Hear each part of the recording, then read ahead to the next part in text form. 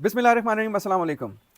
कल हमने पेट्रोल की प्राइसेस जो इंक्रीज़ हुई थी 137 रुपीज़ पर लीटर के ऊपर हमने काफ़ी डिटेल में वीडियो बनाई थी। एक तरीके से पेट्रोल की प्राइसेस के ब्रेकअप का डाइसेक्शन किया था, जिससे हमें पता चला था कि हुकूमत अभी भी हमसे 220 रुपये ज़्यादा पेट्रोल प्राइसेस ले रही है और विद इन 24 आवर्स हमारी वीडियो भी बनी और इस किस्म की सोशल मीडिया पे एक बहरान आ गया और कुछ लोग घरों से बाहर भी निकले, जो कि एक्सपेक्टेड नहीं था, लेकिन फिर भी आवाम बाहर निकली।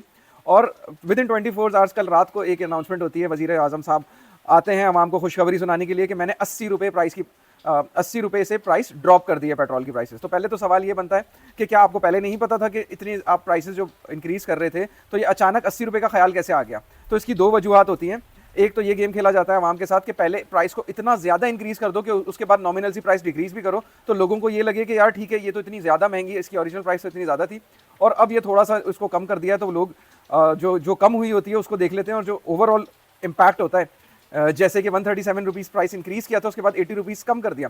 अभी 57 रुपीज़ स्टिल ओरिजिनल प्राइस से ज़्यादा है, लेकिन लोगों का ध्यान अब ये मतलब ये तासुर उसमें आ रहा है लोगों को कि अब 57 रुपीज़ की प्राइस डिक्रीज़ हो गई है, जबकि ऐसा नहीं है। 57 रुपीज़ अभी भी इंक्रीज़ हुई भी है और सिर्फ जो 80 रुपीज़ कम किए हैं, ये भी 80 रुपीज़ असल में कम नहीं होने चाहिए थे। हमने डिटेल वीडियो बनाई है, 220 रुपये तक आराम से कम हो सकते हैं, including profit of OMC. OMC मतलब जो ऑयल मार्केटिंग कंपनीज होती हैं, उनके भी इसमें मार्जिन शामिल हैं। क्लाइमेट वाइमेट जो भी इन्होंने छोटे मोटे जो हिडन चार्जेस रखे हुए हैं, वो सब देने के बावजूद, ओरिजिनल जो पीएसओ इंपोर्ट कर रहा है उसके प्रॉफिट्स रखने के बावजूद भी पेट्रोल की प्राइस को 255 रुपये होना चाहिए।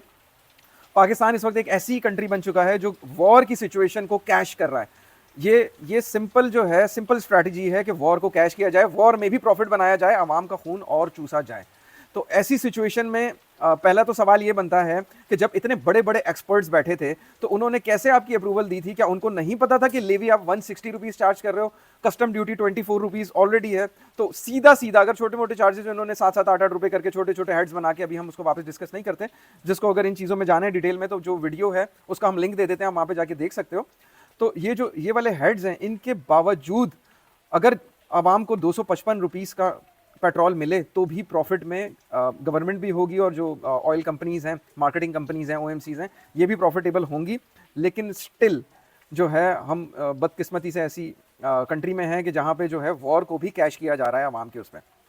अब सिनेरियो क्या है? सिनेरियो ये है कि 80 रुपये तो कम किया है, लेकिन जो पहले 50-60 रुपये का इंक्रीज़ आया था और अभी भी 57 रुपीज़ का इंक्रीज़ दे दिया है, तो ये भी ऑलरेडी प्राइस बहुत ज़्यादा इंक्रीज़ है। इसको ऐसा होना नहीं चाहिए। अगर हम इंटरनेशनली प्राइसेस को देखें तो इस वक्त पाकिस्तान में जो है पेट्रोल की प्राइस 378 रुपीज़ हो गई है, 460 के बाद जो इन्होंने रिड्यूस किया है, उसके बाद 378 है। इसी तरह इंडिया के अंदर 301 रुपये है। अच्छा, ये प्राइसेस जो है हमने पीकेआर में कन्वर्ट की हुई हैं, ठीक है। श्रीलंका में 405 है, बांग्लादेश में 273 है, अफगानिस्तान में 240 है।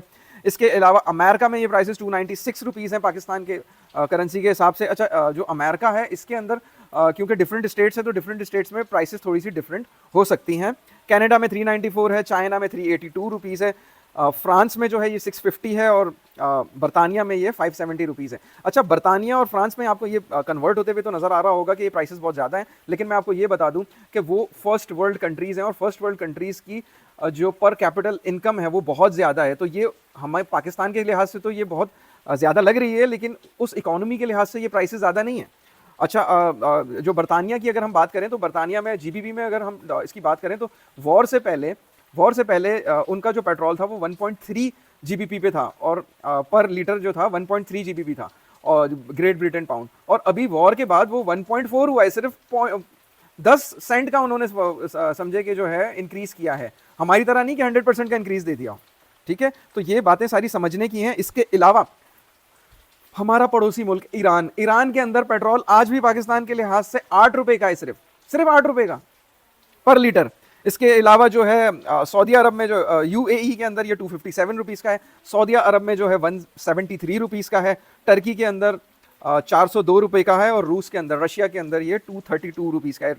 अच्छा, रशिया की अपनी भी ऑयल क्योंकि वो एक्सप्लोर करते हैं और वो सारी चीज़ें हैं, लेकिन स्टिल रशिया में ये 232 रुपीज़ का है पाकिस्तान के लिहाज से, लेकिन ये उनकी इकोनॉमी के लिहाज से फिर भी ठीक है क्योंकि उनका भी पर कैपिटल इनकम ज़्यादा है।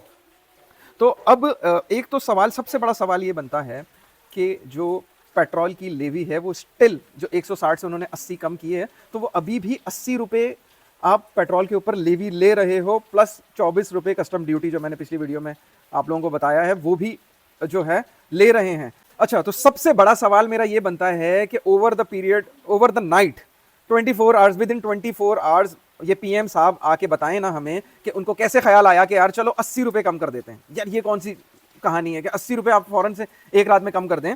तो क्या ये पहले से प्री प्लान था इनका? जब इतने बड़े बड़े एक्सपर्ट, ऑयल के एक्सपर्ट्स बैठे हुए थे, इनके वजीर बैठे हुए थे, इतने इतने बड़े बड़े दिमाग हैं, इतने बड़े बड़े ये लोग एक्सपर्ट्स हैं, पढ़े लिखे लोग हैं, तो इन लोगों को नहीं पता था कि ये लोग जब प्राइस इंक्रीज कर रहे हैं तो उसके अंदर क्या कर रहे हैं? अच्छा, इनको ये पता है कि आम आवाम ने ब्रेकअप तो देखना नहीं है, तो इनके अंदर कुछ भी हिडन चार्जेस डाल दो, कुछ भी डाल दो, तो इस आवाम, जाहिल आवाम को तो कुछ पता चलेगा नहीं। लेकिन अब अवेयरनेस आ रही है, लोग सोशल मीडिया को यूज़ करते हैं, कुछ लोग एक्सपर्ट होते हैं, वो लोग बताते हैं, कुछ बातें आम लोगों तक जाती हैं, कुछ लोग डिटेल में वीडियो देखते हैं, कुछ लोग स्किप करते हैं, शॉर्ट्स देखना पसंद करते हैं, लेकिन शऊर होना बहुत ज़रूरी है। स्टिल पेट्रोल की प्राइसेस जो होनी चाहिए उससे बहुत ज़्यादा हैं। एक इंपॉर्टेंट बात और है कि डीजल की प्राइस को ज़रा सा भी नहीं छेड़ा गया है, ठीक है? डीजल आपको अभी भी 520 रुपये का ही मिलेगा। अच्छा, जो हमने पेट्रोल की प्राइसेस को इंटरनेशनल से कंपेयर करते हुए नीचे लेकर आए थे, पीकेआर के अंदर चीज़ें, टैक्सेस वगैरह ऐड की थी। एक बात मैं आपको और बता दूं कि जो डीजल की प्राइस और पेट्रोल की प्राइस है, इसमें पहले 5-10 रुपए से ज़्यादा डिफरेंस नहीं होता था, जो कि अभी 142 या 145 रुपीज़ तक का डिफरेंस आया हुआ है। तो ये भी आर्टिफिशियल क्रिएट किया हुआ एक डिफरेंस है। तो सवाल ये भी पैदा होता है कि डीजल की प्राइस को क्यों इंक्रीज किया हुआ है?